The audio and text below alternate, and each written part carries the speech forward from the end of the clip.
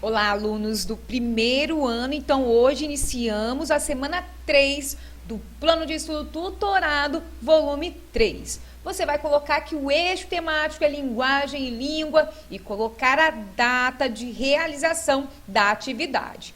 Nós temos aqui uma revisão do que nós vimos nas outras semanas. Vamos na leitura. Em nosso último encontro, vimos sobre as fake news e as interferências que elas podem causar nas questões políticas e sociais. Hoje vamos aprender como identificar uma fake news. Antes de você ler o texto, gostaria que refletisse sobre essas questões. Você sabe diferenciar uma notícia de um boato? Como identificar a fonte de uma notícia? Quais ações são importantes para o combate aos boatos? Quais problemas são trazidos com as fake news? Então, essas são questões para você pensar, não precisa responder aqui no material. Nós vamos também agora ler um texto que fala sobre essa vertente. Então, nós temos lá, dicas para não cair em fake news. Segundo especialistas, o bom senso é fundamental para impedir a propagação de informações falsas. Em um mundo hiperconectado, com disseminação em massa de boatos, as fake news podem estar nos pequenos atos cotidianos e nas avalanches de informações que recebemos a cada segundo. É confiável? Preste atenção ao domínio do site. Organizações conhecidas normalmente têm seus próprios domínios. Sites que tenham no final .as, .or ou .co e podem não ser de confiança. Certifique-se do histórico do veículo. É atual? Além de verificar a fonte da informação, fique atento à data de publicação da notícia para avaliar se o tema não está sendo reintroduzido em sua timeline. Não se deixe enganar por notícias velhas. Quem são as fontes? As informações do texto são creditadas a alguém? Esse texto está citando um documento ou algum entrevistado? Outro ponto que vale a atenção: a notícia é assinada? Por quem? A maioria das notícias falsas não tem um autor identificado. É bombástico? Textos exagerados ou extremamente apelativos são certamente para mexer com a emoção do público e são usados por caça-cliques. Outra tática bastante comum entre os propagadores de notícia falsa é ter títulos exagerados para chamar a atenção do leitor com muitos adjetivos. Vale a pena compartilhar? Nunca compartilhe sem checar. Em uma época em que as opiniões políticas estão tão polarizadas, notícias falsas não são despretensiosas.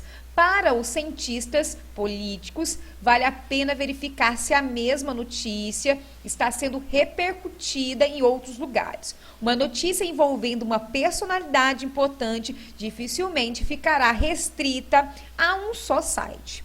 Verifique as fontes consultadas e visite sites dedicados a desfazer boatos. Por meio de ativistas, imprensa e leitores, diversos setores da sociedade começaram a contra-atacar as notícias falsas em iniciativas, com agências de checagem, manuais online sobre compartilhamento de informações e fóruns sobre o jornalismo, como Farsas e boatos.org. Agora que você já conhece algumas dicas, separamos algumas notícias falsas e verdadeiras. Leia e responda. Então, nós vamos observar que aqui nós temos um site, então analise bem o nome. Temos também uma descrição de uma TV e logo abaixo nós temos o valor de R$ 2.069 por R$ 699. E aí nós temos, será que essa ideia é verdadeira ou falsa? Seguindo aqui, nós temos um outro site, preste bastante atenção nessa parte, tá? Depois você vai precisar. Você vai fazer a leitura também aqui referente à TV e também vai prestar bastante atenção na questão do valor. Então, de R$ 2.069 por R$ 1.799. No caso, você vai perceber que é verdadeira ou falsa. Aqui a gente já tem a resposta, né? Essas ideias são só para você refletir nos exercícios depois. Nós notamos aqui, né, que a primeira é falsa e a segunda é verdadeira. E aí, dentro desse contexto, nós temos aqui a questão número 1. Quais indícios levaram você a concluir qual notícia era falsa ou verdadeira?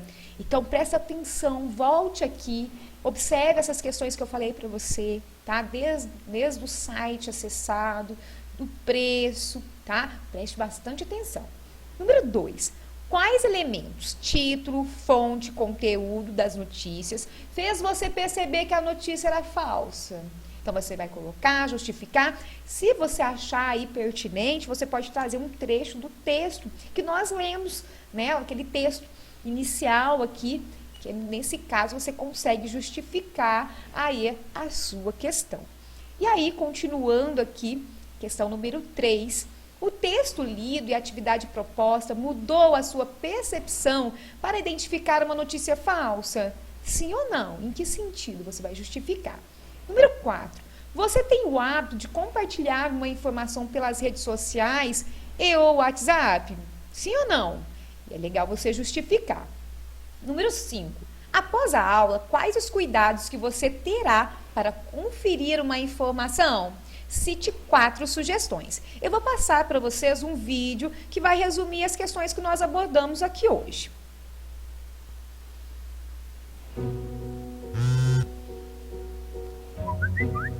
Chegou mensagem por WhatsApp e você já passou para o amigo. Pera, vamos conversar? Como saber se um vídeo, link ou foto que chegou por WhatsApp é real ou está fora de contexto?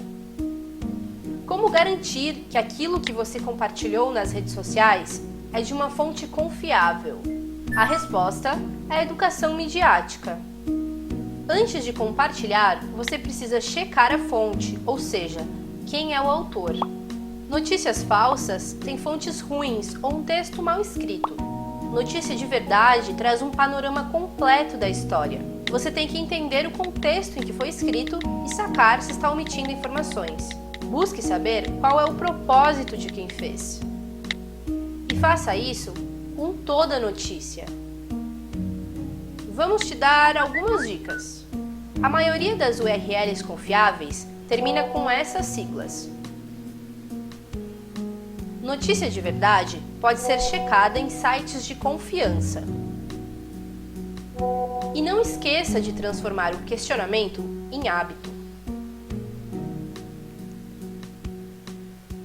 Além da notícia falsa, existem outros conteúdos que você também precisa ficar de olho.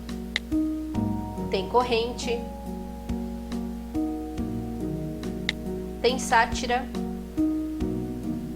e caça-clique. Ainda tem dúvida? Venha aprender mais sobre... Voltamos aqui no material e, por fim, a questão número 6. Quais podem ser as consequências quanto à disseminação de uma notícia falsa? Cite 3 exemplos. Nas aulas anteriores nós já falamos sobre essas questões. Você pode voltar aí nos vídeos, né, que nós abordamos essas questões, tá ok? A nossa aula fica por aqui. Agradeço a atenção de vocês. Tenham aí uma boa semana e um grande abraço.